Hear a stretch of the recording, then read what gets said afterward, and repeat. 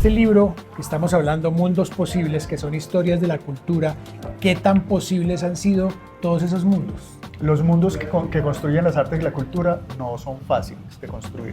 Mucho más en un país que está en guerra, que le faltan hospitales, que no tiene puentes, que las calles están llenas de huecos. Entonces, claro, no es sencillo, pero las artes son también un espacio para la memoria y para el debate. Claro. Y para que nos preguntemos quiénes queremos ser.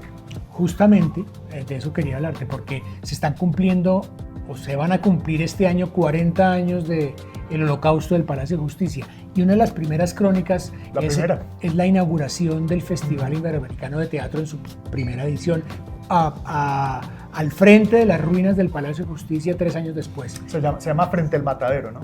Esa primera crónica. ¿Qué significado tuvo ese gesto?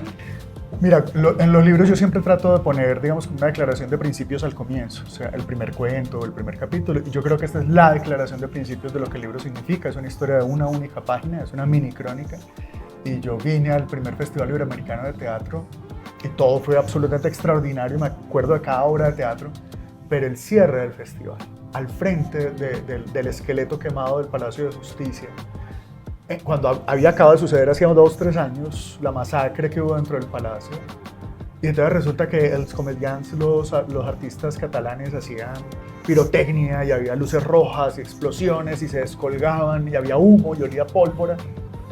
Uno era, es decir, era el mismo fuego, era el mismo olor a pólvora, eran las mismas detonaciones. Un estruendo, sí. El mismo estruendo en las ruinas de la guerra. Pero era un evento catártico, muchísima gente lloró. Pensamos en todos los desaparecidos del Palacio de Justicia y de muchos otros. Pensamos en el exterminio de la Unión Patriótica, pensamos en cuánta gente, militares y de todo tipo de personas, las guerrillas han asesinado en Colombia, las atrocidades del paramilitarismo. Todos esos dolores se nos salían en medio de la fiesta. Entonces era por un lado un evento que convocaba la memoria, pero por el otro también era un evento catártico, pero por el otro lado también era un evento sobre el cual uno podía entablar debates. Hablemos de algunas de las historias que están aquí presentes. Son 30 crónicas. ¿Qué temas aborda Julián David Correa? Por ejemplo, el capítulo de Darío Armando Dago García, es una sola entrevista sobre la historia de la televisión en Colombia, sobre la situación actual. Es muy interesante porque nos muestra también qué es producir contenidos por internet, ¿verdad? Súper interesante. Luego, yo creo mucho en el poder de los datos duros. Entonces tú vas a ver que tengo como 30 hojas de referencias al final de entrevistas que hice, de libros que consulté. Entonces muchos capítulos, digamos, tienden a ser son ensayos, de hecho, son ensayos. Y algunos son más crónicas, en el sentido de que son, ya sabes, periodismo con herramientas literarias. Y eventualmente me inventé unos cuentos muy cortos, porque también entendía que cuando uno está hablando sobre artes, uno está hablando de emociones. ¿Cómo se hizo posible ese mundo nuevo de la nueva sede de la Cinemateca? En la segunda dirección que le di a la Cinemateca de Bogotá, que fue en la alcaldía de Gustavo Petro, el director del IDARTE era Santiago Trujillo y la secretaria de Cultura Clarisa Ruiz.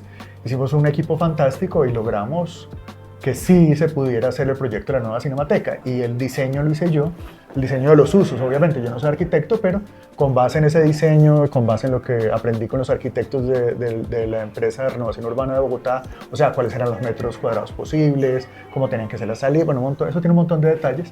Pues con base en eso se hizo el concurso arquitectónico, y luego, digamos, a lo largo de esos 4 años, el proyecto alcanzó su financiación, diseños y el concurso de construcción. Y luego lo que pasó fue que cambió el alcalde. Entonces, ¿qué pasó? Cuando cambió el alcalde, pues quisieron utilizar ese dinero de pronto para centros de felicidad, para cosas chéveres, pero no para la Cinemateca. Entonces, pues obviamente yo di la pelea, tuve que renunciar porque di la pelea, pero ahí cierra la historia. ¿Qué fue lo que sucedió?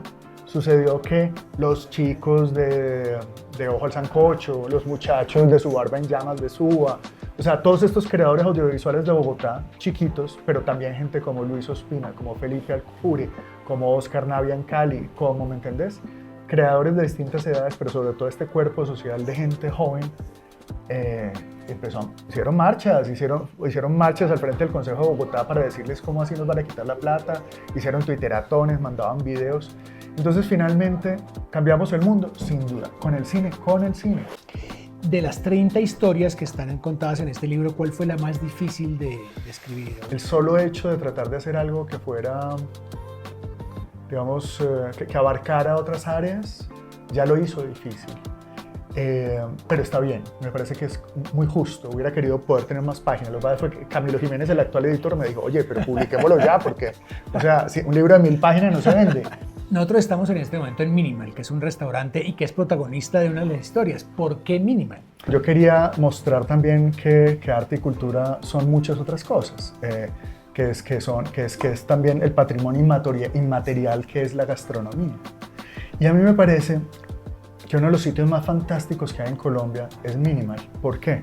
Porque es un grupo de gente, digamos, auténtica, que se han preguntado por los alimentos tradicionales colombianos, que hacen acuerdos, digamos, con las mujeres que recogen la piangua en el Pacífico, entonces tienen cadenas de distribución y de producción con la gente de la tierra, entonces son respetuosos con el medio ambiente, acompañan los procesos de las comunidades.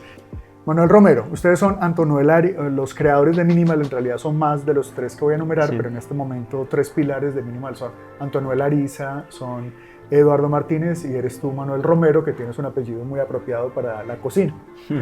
Cuéntame, ¿en qué año nació Minimal?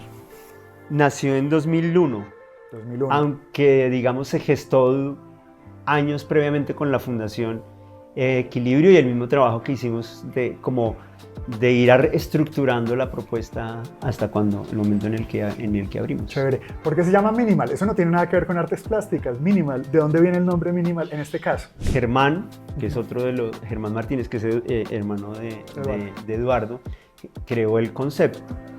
Y lo creó, digamos, justamente en este planteamiento de lo diverso, como con distintas acepciones. La primera acepción que tiene es crear haciendo el menos mal posible. Maravilloso. Y otra acepción que tiene es crear con lo mínimo. Que ustedes además están trabajando directamente con las piangüeras en el Pacífico, con pescadores, no solo en el Pacífico, sino también en el río Amazonas, con comunidades que cultivan papa en Boyacá. ¿Con cuántas comunidades ustedes, que son productoras, digamos, de estos alimentos con los que trabajan, tienen ustedes relación? ¿Y dónde están esas personas? ¿Quiénes son? Sí, no hay biodiversidad si no hay diversidad cultural. Ese es como el punto. Entonces, digamos, tenemos contacto con comunidad Muinane Muruy, también en la Chorrera, digamos, José Pablo Nequias es el que nos provee del casaramá, que por otro lado es el tucupí, la farofa, ¿sí? Claro. Justamente el tucupí, pues es preparado por esas comunidades indígenas, ¿sí? Claro. Con ese conocimiento, ¿sí? De acuerdo. Y tienen frutos amazónicos también, como el copoazú, sí, el asado. También, eso es a través, digamos, también ese es otro punto importante, que es cómo se ha creado otras empresas y otra cultura a través de eso. No por un mandato institucional, de acuerdo, sino justamente que lo más rico de todo esto es, que está en tu libro y es un poco como el espíritu de todo esto, es esa espontaneidad de que es que la cultura prácticamente mucho es así, la cultura es inevitable.